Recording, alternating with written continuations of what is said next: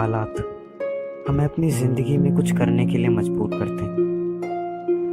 मैं भी कुछ करना चाहता था, कुछ कमाना चाहता था, क्योंकि मुझसे एक ऐसी बात कह दी गई थी जिसे सुनकर मैं नाराज़ हो गया और जो भी मेरे पास 5-7 रुपए थे उन्हें लेकर दिल्ली के लिए पहली बस पकड़कर रवाना हो गया।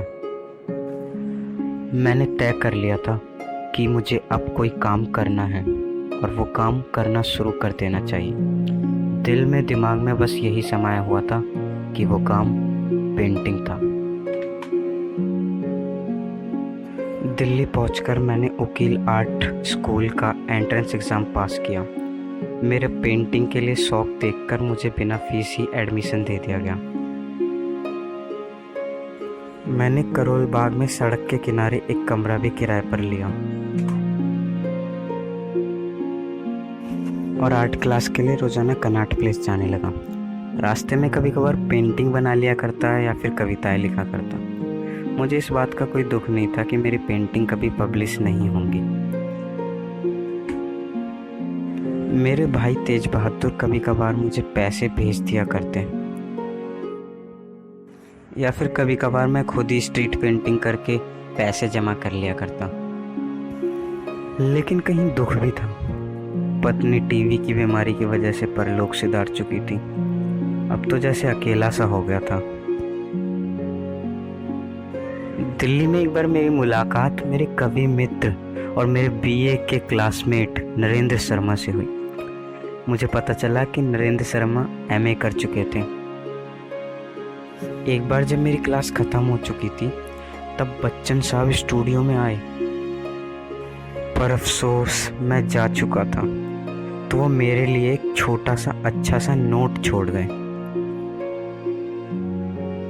मेरी एक बहुत बुरी आदत थी पत्रों का जवाब ना देना। बेशक मैं मन में कितने ही जवाब सोच लूं कि मैं ये बोल दूं।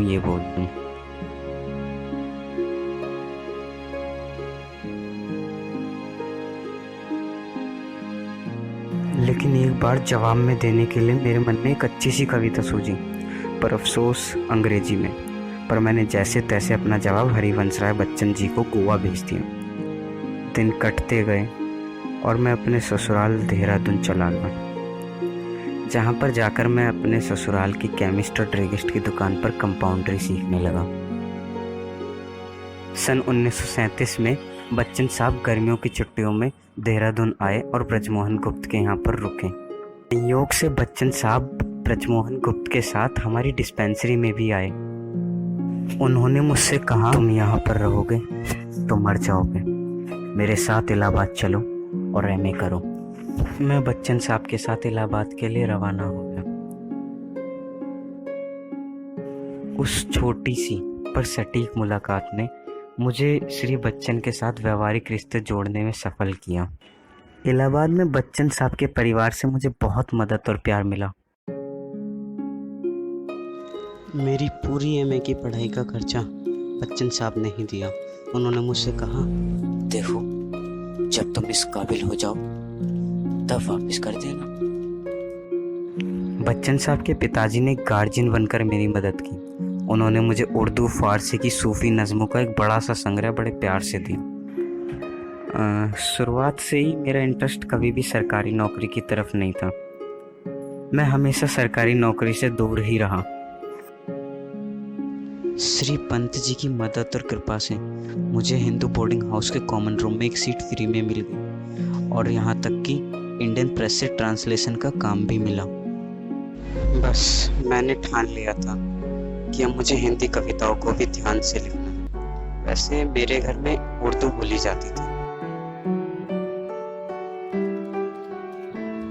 आखिरकार बच्चन साहब की लाख कोशिशों के बाद भी मैंने एमए के फाइनल ईयर एग्ज़ाम नहीं दी। लेकिन हाँ, जो कविता मैं लिखने की कोशिश कर रहा था, मेरी वो कोशिश बेकार नहीं गई।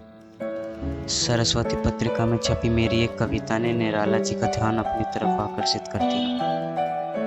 और फिर क्या था, यहीं से मेरे हिंदी की सफ़र की शुरुआत हुई।